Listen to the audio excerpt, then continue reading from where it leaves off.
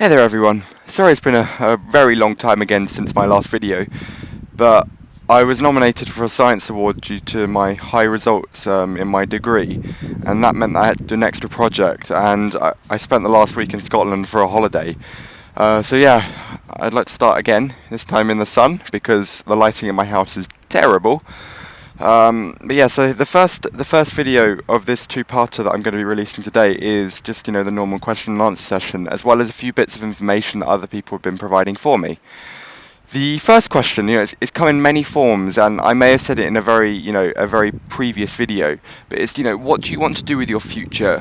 Do you think that you use your degree in medicine and your experience with anorexia to help others? And would you ever considering opening a clinic like Rhodes Farm? So, if you don't know already, I am a medical student studying in the University of Cambridge. I'm going to start my fourth year next year, which means that I've still got 3 years to do. And once I finish all that, my aim is to then become a doctor. I'd hopefully love to start surgery, because that's what I appear to be most interested in. But, what kind, I have no idea. With, the money that I'll be making from that, I'd like to put some aside so that one day I can open up my own eating disorder clinic in the UK. Now, in the UK, the treatment for male and female anorexics is actually quite good. There isn't really a massive gender divide over here. However, the diagnosis of male anorexics is a bit less clear due to the nature of them feeling less inclined to step forward. But from what I've been gathering in the US, there is quite a big male-female divide in terms of treatment. And I only became aware of this when people started to contact me saying, look, I'm really trying to find these inpatient units, but I just can't. I don't know where to get treated, and I have no idea what to do.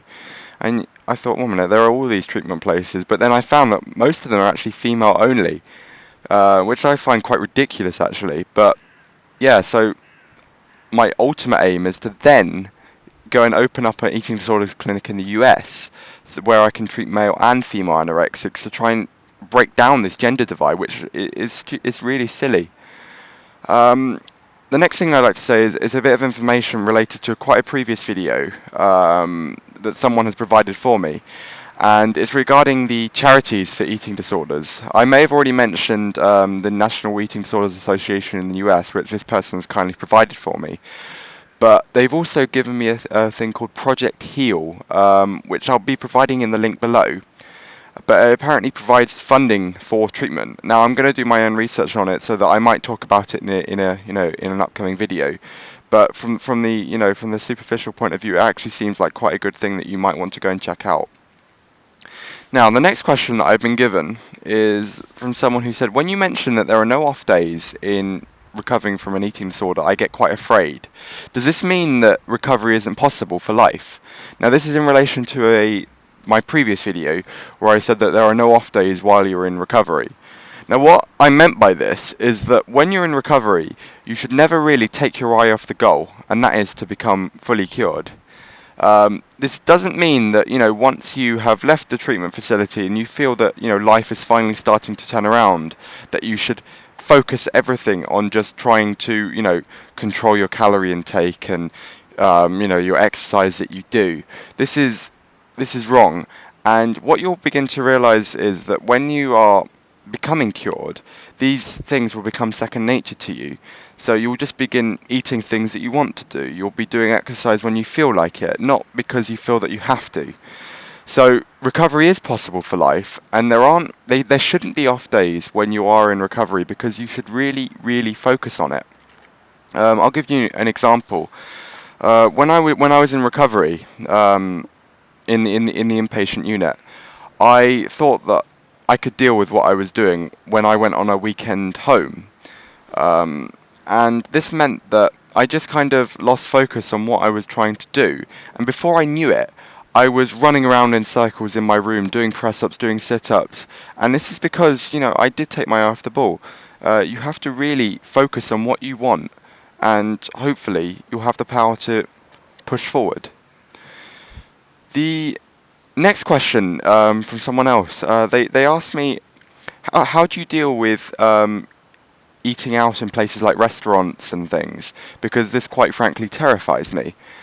In answer to this, I may have said this in previous videos, but you should never push yourself too far to the point that you'll begin to feel guilty about what you've done, because that is, that is a really bad move on your part, because, you'll move backwards rather than forwards.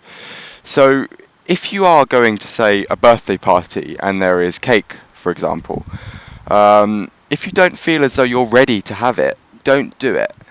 I'll give you an example. When I was in recovery, our director of the inpatient unit, Dr. D. Dawson, she would take us on meals out to restaurants just so that we could begin to experience what it's like to lead a normal life. And in these restaurants, she would tell us to order things that we may not have necessarily felt comfortable to eat. But we'd go through the menu, find something, and we'd say, this is what I feel as though I can eat, and you'd eat it, and you'd feel good.